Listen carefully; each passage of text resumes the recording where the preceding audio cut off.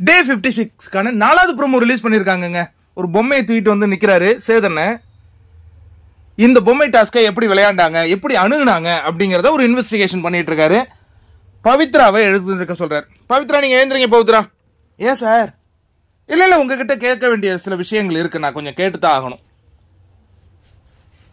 என்ன சார்? இந்த டாஸ்க் என்னன்னு புரிஞ்சுக்கிட்ட நீ? இந்த டாஸ்க் வந்து மற்றவங்களுக்காக விளையாடுற ஒரு டாஸ்க் சார்.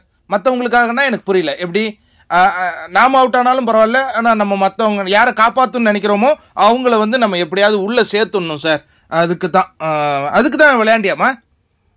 கடைசியாக நீ அவுட் ஆகிறதுக்கு முன்னாடி யார் பொம்மை, என்ன நடந்தது? ஒரு பொம்மையை உள்ளே தூக்கிட்டு போய் நின்னம்மா, ஆனால் பொம்மை ரேக்குள்ளே அதை வைக்கல. அது யார் பொம்மை?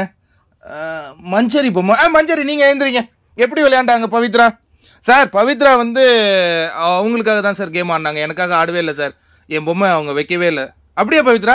சார், அதெல்லாம் இல்லை சார். எனக்கு இந்த ஸ்ட்ராட்டஜி இது அது நான் எதுவுமே யோசிக்கவே இல்லை. நான் வந்து நல்லா தான் சார் விளையாண்டேன் இந்த கேமை. அப்படியா? அப்போ மஞ்சரி பொம்மையை ஏமா கொண்டு போய் நீ வைக்கல? இல்லை சார், அது நாங்கள் ஒரு பிளான் பண்ணியிருந்தோம், அந்த 2 இடத்துல நிற்கிறதுன்னு சொல்லிட்டு.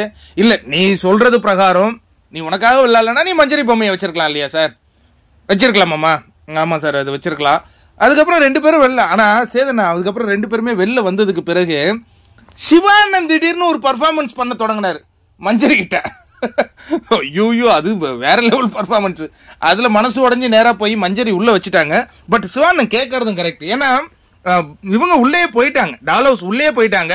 யாரு? பவித்ரா. அந்த பொம்மையை வைக்கணும்னா அவங்க வச்சிருக்கலாம், ஆனால் அவங்க வைக்கல. அதுதான் அவர் கேள்வியாக எழுப்புறாரு. மஞ்சரியும் இவங்க எனக்காக விளையாடலை அப்படின்னு சொன்ன உடனே முதல் முறையாக ஒரு வீக்கெண்ட் எபிசோடில் நிறைய பேர் இதுவரையும் அழுது பார்த்துருக்கோம். சௌந்தர்யா எழுதிருக்காங்க, சாட்சனா எழுதிருக்காங்க, மஞ்சரி கூட நேற்று வருத்தமாக இருந்தாங்க, நிறைய பார்த்துருக்கோம். பவித்ரா அழுகுறாங்கப்பா.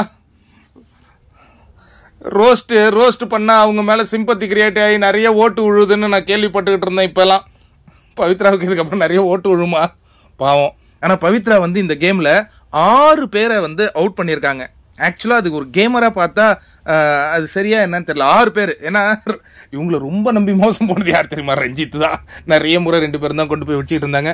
ராணவ், ஐயோ, அது நம்ம மறக்கவே முடியாத இன்சிடென்ட். ஏன்னா இவங்க கையில் வந்து ராணவ பொம்மை, ராணவ கையில் பவித்ரா பொம்மை, அதை எடுத்துன்னு போய் வச்சிருக்கலாம். அவங்க என்ன பண்ணாங்க, திடீர்னு ராணவ பொம்மை போட்டுட்டு மஞ்சரி இவங்க அன்ஷிதா பொம்மை அந்த நேரம்லாம் வச்சதை பார்த்தோம்.